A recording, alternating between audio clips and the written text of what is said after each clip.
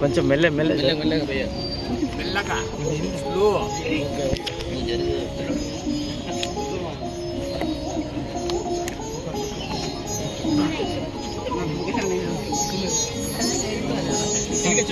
చూసుకోండి.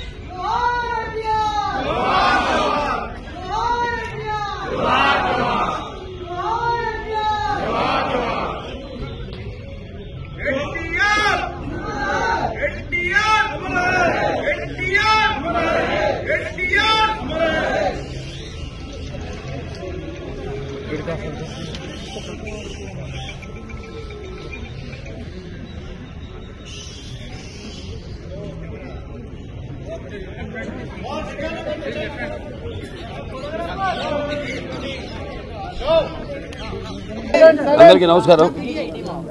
ఈ భూమి మీద అందరూ పుడతారు గెడతారు, కానీ అందరు మహానుభావులు కాలేరు. ఒక మనిషి మహోన్నత విద్యాపథంలోకి నడవాలంటే, అత్యున్నత శిఖరాలకు ఎదగాలంటే సంకల్పం కావాలి, అకుంఠ దీక్ష పొందాలి, నీ దారిలో నువ్వు నడవాలి అని మా నాన్నగారు నాతో ఎప్పుడు చెప్తుండేవారు. ఎన్నో సందర్భాల్లో నేను చెప్పడం జరిగింది. ఎన్టీఆర్ అంటే కేవలం నందమూరి తారక రామారావు కాదు, ఎన్నంటే నటనాలయం, ఆయన ఇల్లు ఒక నటనాలయం, అందులో ఆయన ఒక నటరాజు నటసింహుడు. టీ అంటే తారమండలంలోని తారక ధృవతారకుడు, ఆర్ అంటే రాజర్షి రారాజు, రాజకీయ దురంధర యుగంధరుడు, రమణీయ రమ్య కమనీయ సౌమ్య గుణధాముడని. మొన్ననే ఆయన శత జయంతి జరుపుకోవడం జరిగింది. తర్వాత ఆయన సినిమా పరిశ్రమకు వచ్చి 75 సంవత్సరాలు మన దేశం ఆయన మొదటి సినిమా. ఆ సినిమా యొక్క ఉత్సవం కూడా జరుపుకోవడం జరిగింది. ఇప్పుడు రామారావు చూసుకుంటే, ఆయన సినీ రంగ ప్రస్తావన చూసుకుంటే, మరి ఆయన నటిస్తుంటే పౌరాణికాలు ప్రాణాలు పోసుకున్నాయి, జానపదాలు జాబిలీలు అయ్యాయి, సాంఘికాలు సామాజ పరిగమనాలు అయ్యాయి. పద్యం పాట పదునెక్కింది, పాట పదునెక్కింది, పద్యం పాట నాట్యం నేర్చింది. కళామ తల్లి కన్నుల పండుగ చేసుకుంది, కలకలలాడింది, గలగల నవ్వింది. అంటే ఇక్కడే కాదు, మన దేశంలోనే కదా, ప్రపంచంలో ఎక్కడ చూసినా కూడా అటువంటి నటధీరుడు, అలాగే నటనలో ప్రయోగాలు చేసిన నటనాచార్యుడు, అలాగే పాత్రలో పరకాయ ప్రవేశం చేసి ఆ పాత్రలను ఆయన అణువణువులో జీర్ణింపు చేసుకుని ఆ పాత్రలకి న్యాయం చేసిన నటధీరుడు నందమూరి తారక రామారావు గారు. మనం ఎక్కడ వెతికి చూసినా, ఎక్కడ చూసినా కూడా అటువంటి నటధీరుడు, లేకపోతే నటచారుడు, లేకపోతే నటధీరుడు ఎక్కడా మనకి కానరాడు అని నేనే కాదు, ప్రతి ఒక్కడు చెప్పుకుని తీరుతారు, ఒప్పుకుని తీరుతారు. అలాగే తర్వాత ఆయన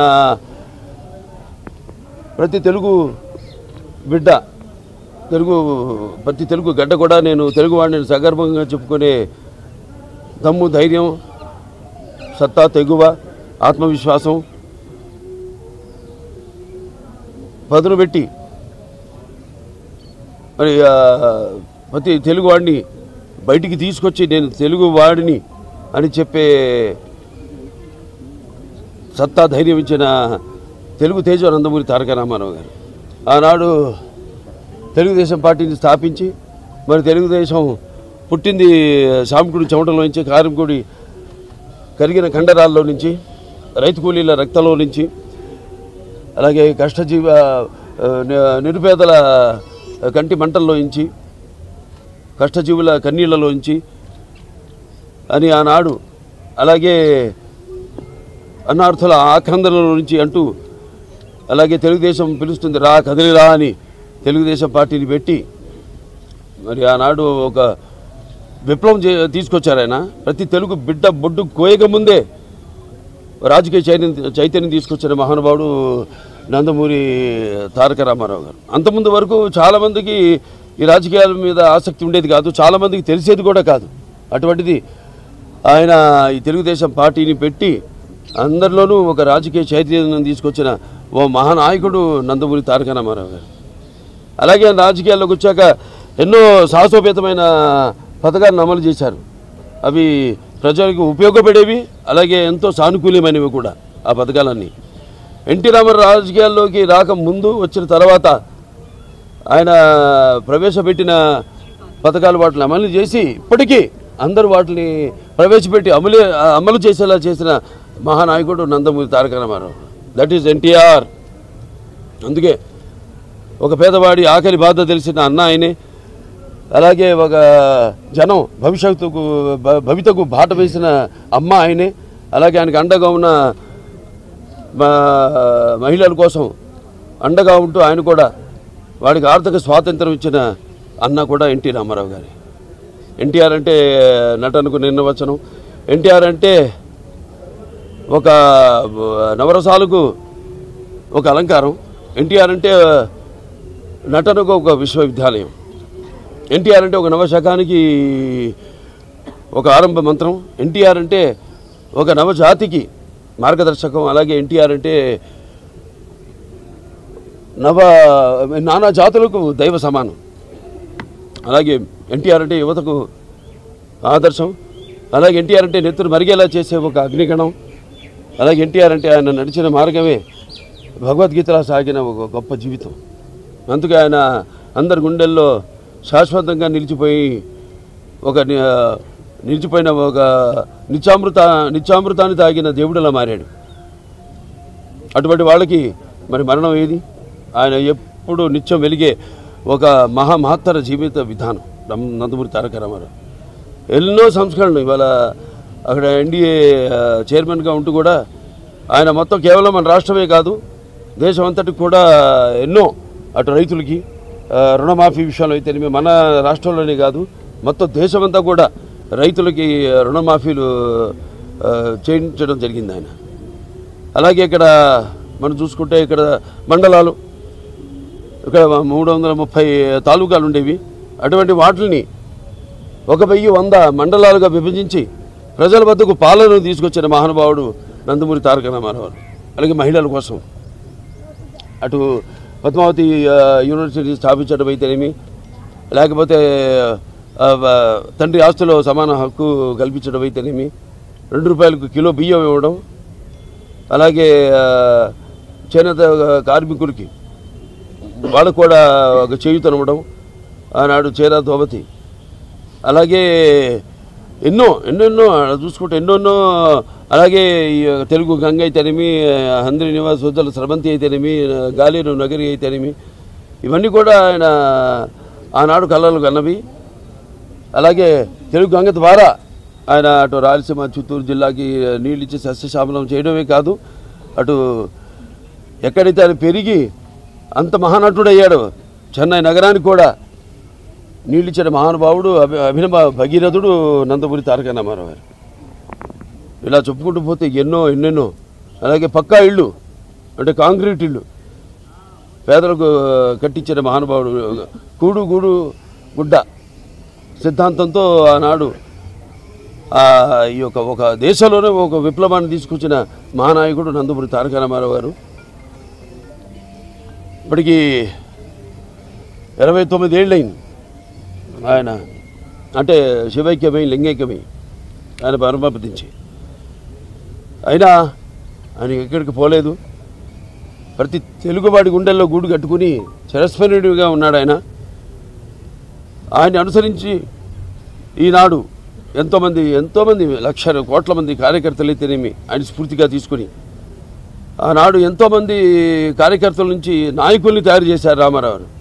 అలాగే కాకుండా అంతవరకు ఒక పంథాలోనే పెడుతున్న రాజకీయాన్ని మార్చి చదువుకున్న వాళ్ళని కూడా అటు డాక్టర్లు అయితేనేమి, ఇంజనీర్లు అయితేనేమి, గ్రాడ్యుయేట్స్ అయితేనేమి, పోస్ట్ గ్రాడ్యుయేట్స్ అయితేనేమి అందరిని కూడా రాజకీయాలకు తీసుకొచ్చారు మహానుభావుడు నందమూరి తారక రామారావు. ముందు కూడా ఆయన్ని అందరూ మన స్ఫూర్తిగా తీసుకుని ఆయన ఆశయాల్ని ముందుకు తీసుకెళ్లాల్సిందిగా, మాకు అందరికీ కూడా ఒక శక్తిని ఇవ్వాల్సిందిగా ఆ మహానుభావుని కోరుకుంటూ, అలాగే ఆయనకి ఘన నివాళులు అర్పించుకుంటూ నేను సెలవు తీసుకుంటున్నాను. एनटीआर जब तक चांद सूरज रहेगा, जब तक चांद सूरज रहेगा, जब तक चांद सूरज रहेगा